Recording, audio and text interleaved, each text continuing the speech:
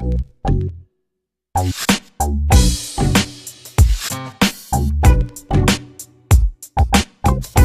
what's up, rock stars? It's Rox, and I'm coming to you today with a review for Love and Hip Hop ATL Season 4, Episode 5. Can you believe we're here already, you guys?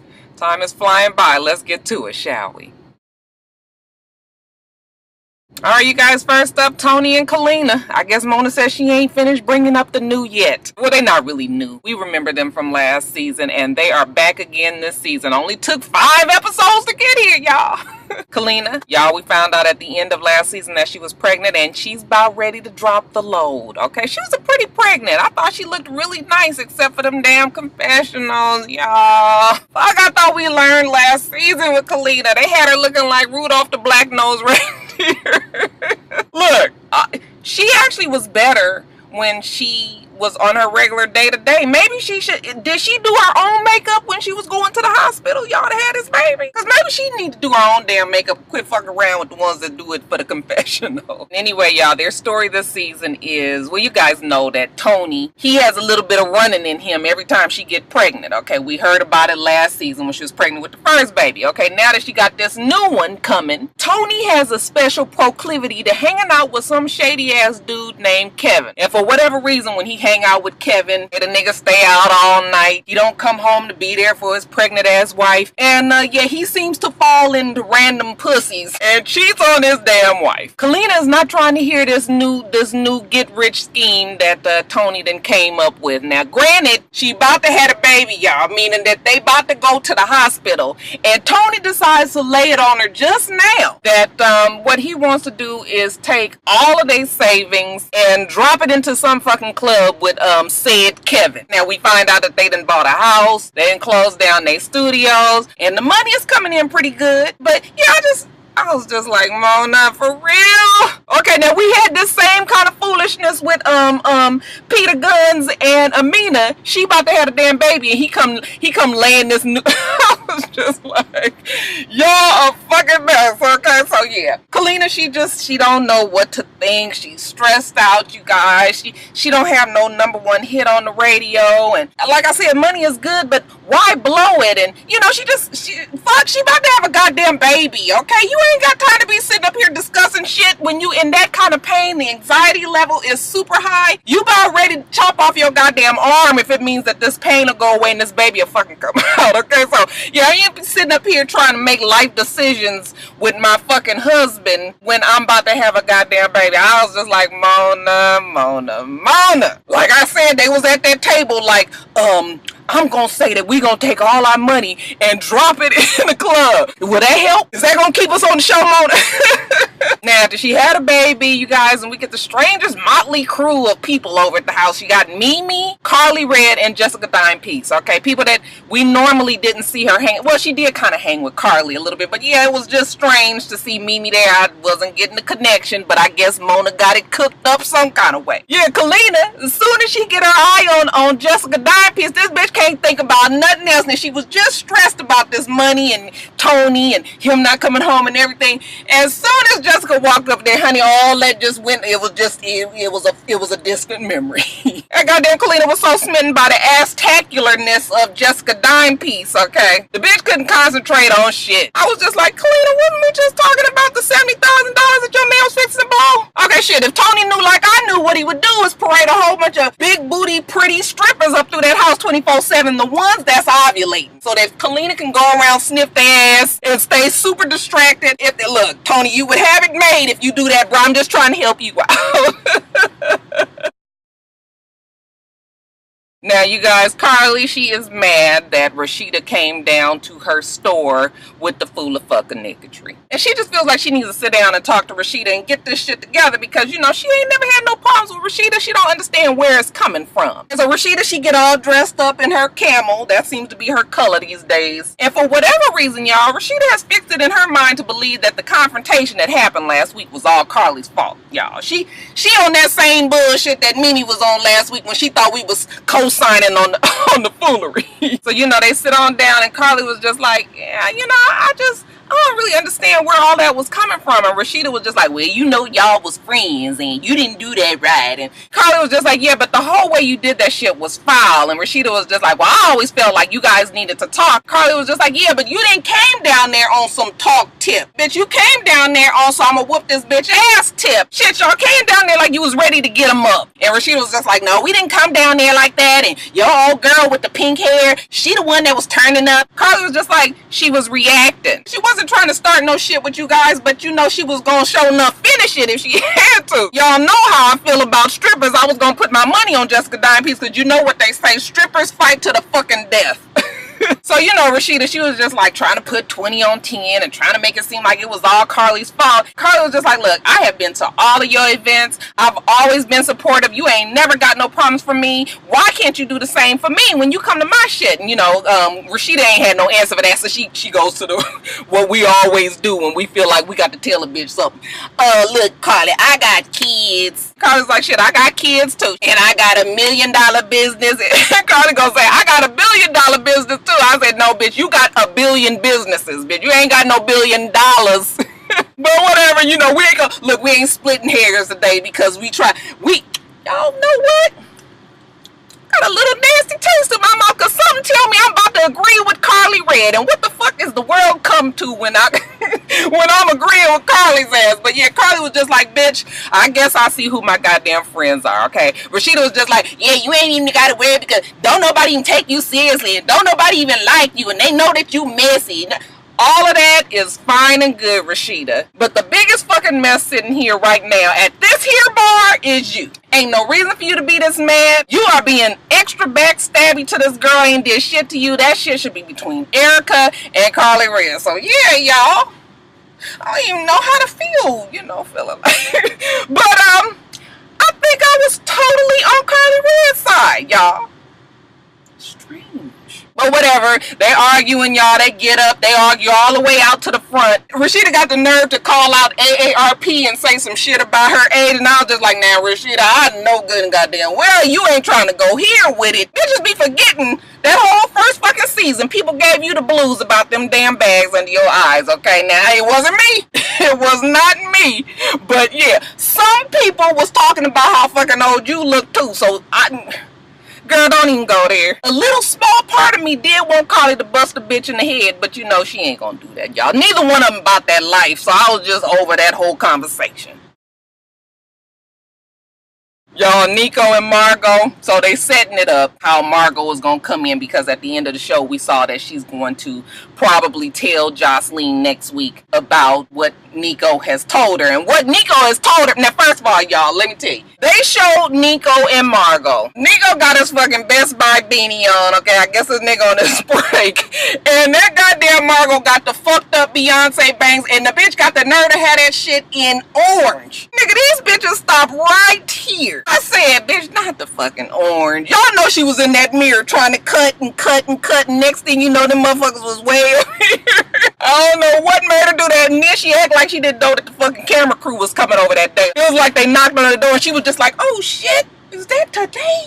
Oh shit, hold on, let me get my hat. That bitch that they had her, I said, Margot, girl, this ain't the way you want to be representing on the TV. You ain't even an ugly girl. She's actually kind of cute to me. So I was just like, nah, y'all. But anyway, they sitting there, they talking. Nico said he done moved her to Atlanta so he can keep an eye on her. And she said that she just got to make sure that she's tried everything in her marriage before she throw in the fucking towel. So look, I don't know, y'all. Is the marriage open or not? Are they still together or not? I still don't really understand the dynamics of this relationship. I don't even feel like thinking this hard about whatever the two of them got going on, but yeah, we get around to her feeling real hurt about the shit that he's done to her. He tells her that he got this book deal with Mimi and you guys all, now she really upset. She's just like, oh my god, it's a book deal, it's a porn tape, you're a liar. I said, now this the first time you heard the nigga was a liar. He been lying for 2 fucking seasons. So she was just like, well, once and for all, can you tell me if you lied about the porn tape? Are you this scumbucket that everybody says that you are? Yes, he is, but we'll wait for his answer. And of course, Nico's answer is, look, me and Mimi was together. Shit, we used to fuck each other and record each other all the time anyway, you know, just to perfect our moves. She was the one that came up and said, you know what, let's put this tape out, okay? She was the entire mastermind. I just went on along with it, took the fall for it because she was such a loved character. Ain't this about a bitch? But you know what? I saw it coming. Nigo done changed that damn story so many times. The one thing I will say is I'm sure that the two of them made the decision together. But other than that, I'm not even sure if Mimi got the sense enough to come up with that shit on her own. So yeah, you know, I was just like, Lord have mercy. So now she's upset. Mimi put her man through all of this. She was just like, well, just put the damn book out. If you got 25% on it, put the book out and let's make this wet. One problem is the book ain't finished, so I can't even put a book out about somebody's life if I ain't got all the deets on it. And I'm trying to think to myself, like, well, if the book ain't finished, like, why is Mimi all, like, if the book ain't done, it ain't done. So, like, is there a time restraint on the contract? I would let that fucking contract sit there forever. Bitch, I ain't writing no goddamn book. You do whatever you can with them few sentences you got already. Look, I'm not no lawyer. I don't know how that shit work, but I was confused about why we was even talking about this damn book if it ain't even finished.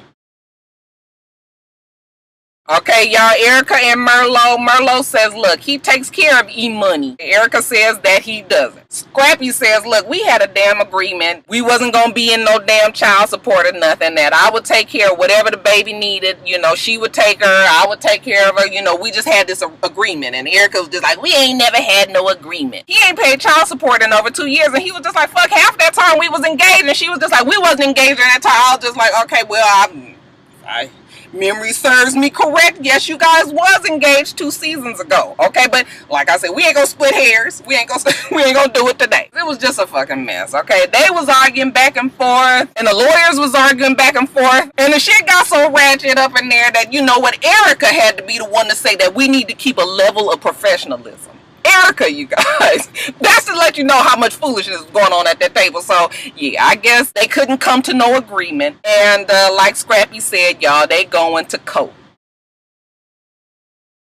Stevie, he says that he's been at this rehab for 10 days and he feeling like a brand new Stevie J. Life is good. He's happy. He's feeling good about things. But you know that would be too much like right for that to last. His whirlwind of a wife, Jocelyn, is coming down for the conjugals. Nobody should be going through what I had to go through for 2 weeks without no beef cake. OMG, no. He better appreciate Jocelyn Hernandez in all of this. Especially after I sit down and talk to his stupid pilgrim ass fucking baby mama, dumbass bitch. So, you know, they sitting there and he's talking, honey. Jocelyn is already on 10. Okay, I told you guys last season that these two remind me of Lucy and Ricky Ricardo, except that the damn accents is reversed. He just be sitting there like, Lord.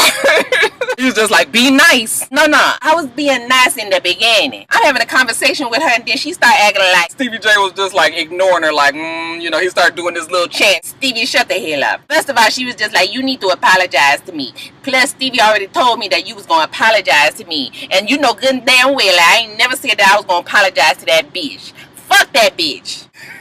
Stevie J is trying to calm her down because, like I said, Stevie J is on a whole new page, you guys. He's changing his whole attitude. Bro, I've been in this motherfucker for 10 goddamn days, okay? Fuck, did they say it take 30 days to break a damn habit? But you know Stevie J less than 2 weeks and he's a new nigga. Stevie J was just like, I don't want you to drink. I don't want you to smoke around me, okay? Because I don't want to go back into that same environment. I mean, that makes sense. But Jocelyn ain't trying to hear that shit. I understand that this is important to Stevie, but I don't really have anything to do with the problems that he got going on at the program. One thing that I am really working on is controlling my anger, so I feel like I'm okay with where I'm at. I should be there for him, but do that mean that I got to change all of my life and everything that I'm doing? Yes, Jocelyn, it means just that because, baby, you are the trigger. And we know that the worst type of environments is the one that has 2 addicts, which she is going to learn when she get on down to the therapist. Because Stevie J really wants her to go and talk to the therapist and maybe she'll get a better idea what the hell he's talking about, okay? And then to add insult to injury, we find out that Stevie J is indeed being charged with failure to pay child support. So his lawyer calls him up there at the rehab and was just like, look, as soon as you finish them 30 days, bro, we got to get on the airplane and get on up to New York and make it very clear that we're gonna fight these charges, okay? So what I need you to do is let everybody in your family know we're gonna fight these charges strenuously, but yeah, I'm gonna need you to prepare for the worst. Now, in the meantime, Stevie J, he meets with Mimi at the church house. And once again, let me reiterate that he's a changed man, y'all. No more stripper poles and booty holes for Stevie J. He's laying it all out for Mimi, damn it, he's on a new page. And Mimi was just like, well, shit, if you leave this program and you go back to the shit that you was already dealing with, like, how are you gonna stay successful? Stevie J, you know, he tells her that it ain't gonna be a problem, goddamn it. What I learned in rehab is I love me, okay? And she just so tickled by it, y'all. She just love her Stevie J, child. Thank God Stevie can still make me laugh. Otherwise, I would whoop his ass for making me sit down with his beast of a wife. I was just like, I was kind of thrown off because it was almost Mad Mimi, but it wasn't quite there. So, you know, Stevie J was playing this whole role like, oh, it didn't go good when you sat down with Jocelyn. She didn't apologize. And Mimi was just like, no, she did not apologize. But get this. She says to me, what are you talking about? I never put my hands on you. Mimi's mad, you guys. She said the disrespect is there. And look, she can't even have no conversations with this bitch. And she can't even, you know, admit to what she did. Well, I guess you ain't gonna have no conversation then. So now Stevie J got to deal with Mimi fussing. You know, here you go again like, oh, all my bitches mad. I remember when everybody was happily on the bus. He got to calm her down. So he turns on the Stevie J charm, y'all. We ain't seen him work his magic on Mimi in quite some time, but y'all, it works the way it used to. We have to admit that we love each other and that we care about the other. And you go, y'all, Mimi, that bitch was just like, wait, what you saying? Wait, what are we talking about here? I'm confused. She was trying to downplay them lusty eyes, y'all, but the way she was looking at Stevie J, you guys, I'm telling you, the love is still, it ain't gone. Mimi, you have to be fucking ashamed of yourself. You was in the house of God. Now, we get on down to the therapist, and even though Jocelyn says she don't really understand exactly why she needs to change up her act, because she loves Stevie J, she's willing to go down there and listen to him and listen to the therapist and, you know, see if they can shed some light on the situation. Stevie J, he appreciates it, okay, because he knows that Jocelyn feels restricted in his new niggerhood. So the therapist says, look, you're gonna have to not do any drinking, not do any drugs for at least a year if we want Stevie J to be able to break this habit and be successful in his rehabilitation, okay? And really, if you can't stop what the fuck you doing in this year, then maybe you need to be on the couch next to Stevie J at this rehab. And I'm thinking to myself, like, really, it needs to be cut totally, because any recovering addict will tell you that they are only a sniff, puff, injection, swallow away from backsliding back into their old habits. So it's just like, yeah, you can't have that around them, period. And if that person can't stop it, then you know what, then maybe we need to part ways. So they're both sitting there looking at her. You know, Jocelyn kind of got that deer in the headlights look. Okay, Stevie J was just like, ooh, my baby not saying nothing. This is not a good sign. No way am I going to stop drinking at this point in my life. But I'm going to try my best with everything else. I'm here to do whatever it takes to help my husband with his program. And I just really hope that he appreciates that. The therapist was just like, Stevie, do you have anything else that you need to tell your wife? And so Stevie lays it on her. Look, when I leave here, I got to go to New York. They are charging me with failure to pay child support, and I might be going to jail for up to 2 years. I need you to be here for me because I've always been there for you and I've done everything for you. Basically, what I'm saying is I needed to be all about Stevie J. And Jocelyn was like, fuck, this shit always been about Stevie J. You guys know that Jocelyn don't like to hear that kind of talk. He even messed up. It was just like, you know, I bought the house, and then he tried to backtrack and say, we got this house together. And, you know, Jocelyn was just like, you heard him? I'm in his house. That's the problem right there. Everything is mine. I got this for you. I got that for you. And that really gets me stressed out. It made me want to fucking break his neck. I hate that shit. I was just like, oh, Jocelyn, baby, don't cry. This is not the first time that she feels like the nigga is too fucking controlling. And that's why she drink. And that's why she does drugs, because fuck, she needs some kind of outlet. Okay, so that's her acting out. Stevie, of course, he doesn't see it. He feels like he does everything for her. And he, you know, whatever is his is hers and that. But that's the whole thing, Stevie. Really, if you didn't have Jocelyn, you probably wouldn't be where you are right now. I'm not trying to downplay the talents, but wasn't nobody checking for Stevie J before he got with Jocelyn. I mean, that's just what it is, y'all. But at any rate, Jocelyn can't let it go. I just want him to understand and respect me as his equal. That's all we want to, Jocelyn. Alright, you guys, so Cena got the proof, okay? So she takes her ass along with her iPad on down to Baby Nee's office so she can let Baby Nees know what's up. Baby Nees was like, bitch, I know you ain't came down to one of my 10 job with the fuckery. Baby Nees was steady smiling. What I tell y'all, okay? Level of crazy. Cena, she big and bad. She's, oh, I see you busy. Okay, I'm just gonna wait over here for you to finish, okay? And Baby Nees was just like, ain't this about a bitch? She wrap up her meeting. She go sit down with Cena, and she was like, listen, bitch, okay, I know you don't know much about how this works, but bitch, you don't come to my office just like I don't go walking down your whole stroll unannounced. Cena's just like, whatever, bitch, I don't be on the whole stroll, but I do have something for that ass. So she whips out the iPad, and she's just like, look at your man, okay, the nigga sucking the chocolate off my toes. Baby Nees takes it and looks at it and was just like, oh, let me tell you what the fuck I think about this. Okay, she just dropped that shit on the floor and she just stuffed that shit. And I was just like, oh, anybody who's a fucking Apple lover out there, I know y'all died a little bit when that shit went down. I said, oh, don't drop it on the ground.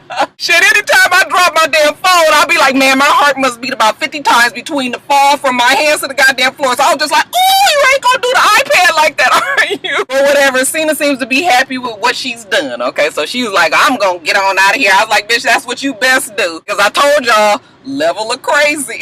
Baby Nees was like, fuck you and your proof. Then she took a page out of Saigon's. Y'all remember Saigon when that nigga took Erica Jean's purse and threw that motherfucker way back on there. That bitch must have picked up that damn purse and threw that shit down the hall. And honey, Cena ain't did nothing but pick that shit up like, oh well, call her a bitch and a hoe or whatever. And Baby Nees was like, bitch, this shit brand new. Ain't no baby came up out of here. Y'all look, if somebody throw my fucking purse, look, that's my baby. We gonna be fighting. I might get my ass whipped, but yeah, I'm coming for you then. Now, BK, even though she's dealt with Cena, now she got to deal with Jock, but she got to play this shit right, y'all. She gonna blindside his ass the same way that Cena came up to her office and blindsided her. And y'all, listen, I got to give it to Mona, y'all. I'm telling you, when I tell you I ain't fucking never laughed so goddamn hard on a Love and Hip Hop episode. Now, this is a fucking reality show, but I'm telling you, whoever wrote this scene here, honey, that was comedic genius right there. Even my daughter, we was watching that shit, and I usually would be like, Jada, you don't need to be seeing this. When I saw that she was about to tie Jock up and all of that, but it was so much foolishness. Even Jada was laughing like, this shit is stupid.